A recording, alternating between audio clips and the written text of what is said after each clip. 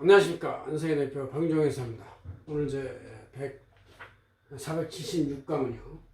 부동산 양도소득과 양도과액, 필요경비 계산에 대한 최종 세금의 어떤 계산 과정을 한번 알아보겠습니다. 기본적으로 총 양도가액이 시가로 이렇게 되면 여기서 취득원가나 취득세, 자본지출세, 장기보유공제, 그 다음에 중간에 누구한테 증여했다는 증여세까지 가산해서 나중에 250 기본공제하고 나서 양도소득을 적용하는 것이다. 그런 얘기죠. 이렇게 이제 하는 것이 이제 현재 우리 기본 프레임워크인데, 이건 이번에 우리 안세제행전원 10월 20일자 이렇게 표지에 나와 있는 내용이고, 한번 이거 한번 보겠습니다. 뽑아놨으니까 잘 보시면 그냥 이해할 수 있을 것 같아요.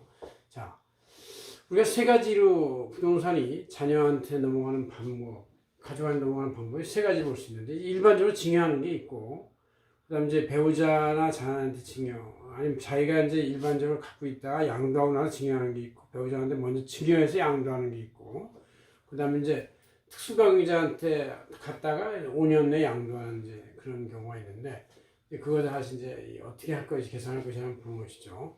자, 양도세 납세자가 본인이 양도하는 건 이제 본인이고, 배우자나 자녀한테 증여하는 것은 이제 배우자나 자녀가 양도자가 되는 것이고, 특수관계자한테 경유하고 나서 5년이 지나면 몰라도 5년 내에 양도하는 것은 본인이 양도를 보는 것이다. 이런 얘기죠.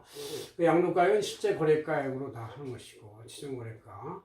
취득원가는 이제 본인이 양도할 때는 본인의 당초 실제 원가를 그대로 적용하고, 배우자를 거쳐서 양도할 때는 배우자나 자녀한테 증여 신고를 한 그 금액, 그것이 양도 취득가액보다 높으면 높은 대로, 낮으면 낮은 대로 당초에 그 증여 신고한 금액, 신고할 때 기재하는 금액이 있어요. 그게 이제 기준시가나 공시가 이상으로 하긴 하는데, 그래도 혹시 더 높게 평가를 해서 올리는 사람도 있고 여러 가지가 있기 때문에 이제 그게 올라갈 수가 있는 것이죠. 이게 이제 양도가액이 이렇게 있는데, 그냥 취득가액 하는 것보다 일단 증여해서 양도하는 게 이제 일단 가격을 올린 다음에 증여세를 내고 하는 것이 이제 소득 하나를 두 개를 꺾는 효과도 있고, 또 이 증여세 올라가는 이유는 양도세 직접 내는 것보다 초기 단계에서 10%부터 기어 올라가기 때문에 훨씬 유리할 수가 있기 때문에 저렇게 이제 자녀한테 증여하고 나서 양도하는 게 훨씬 더 유리한 경우가 많이 있습니다.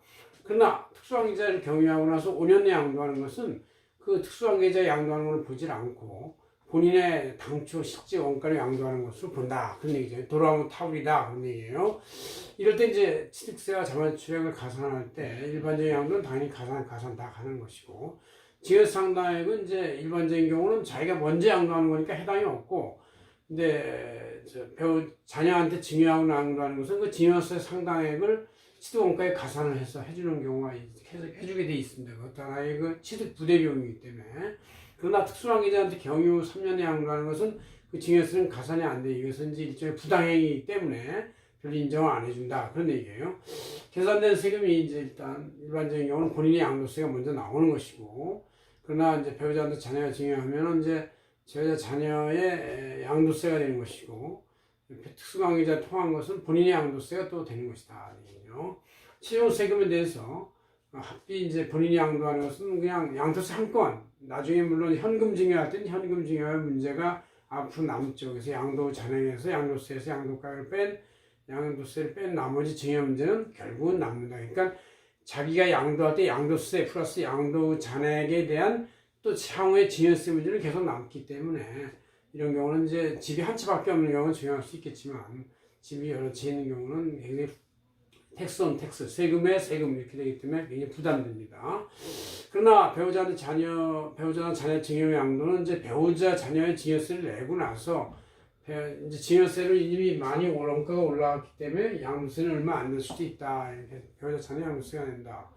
그 다음 추가의 문제점은 이럴 때는 없죠. 왜냐하면 이미 다 증여가 끝났고, 증여한 상태에서 자녀나 배우자가 양도했기 때문에 이제 세금 문제 다 끝났습니다.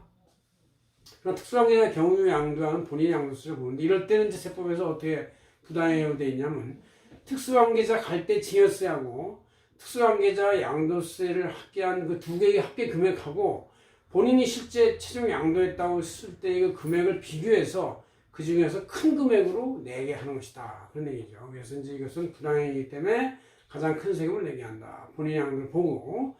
그 다음 이럴 때 이제 이 문제는 자, 특수관계자한테 갖다 양도한 대금이 그럼 누구 것이냐에 기소 문제가 있어요. 실질적으로 물론 당초 소유자 본인 거겠지만 특수관계자가 혹시 소유권을 주장하거나 약간 청구권을 주장하면 그때 서로 민사 문제가 생길 수가 있으니까 조심해야 된다. 그런 얘기죠. 이렇게 해서 우리가 어떤 부동산이 자녀한테 양도해서 갈 때 이제 일반적으로 양도해서 증여하는 방법이 있고 그것을 이제 배우자한테 먼저 증여하고 나서 그 사람들이 양도하는 게 있고 특수관계 통해서 5년 양도하면 본인이 양도를 보고 5년이 지나서 양도하면 특수관계자한테 증여한 거를 봐서 거기서 양도한 걸 볼 수는 있다. 근데 5년이라는 것이 불안한 기간이기 때문에 쉽게 목적 달성할 수가 없을 수 있다. 이렇게 이제 알고 계시면 됩니다. 고맙습니다. 안세현 대표 박인영이었습니다.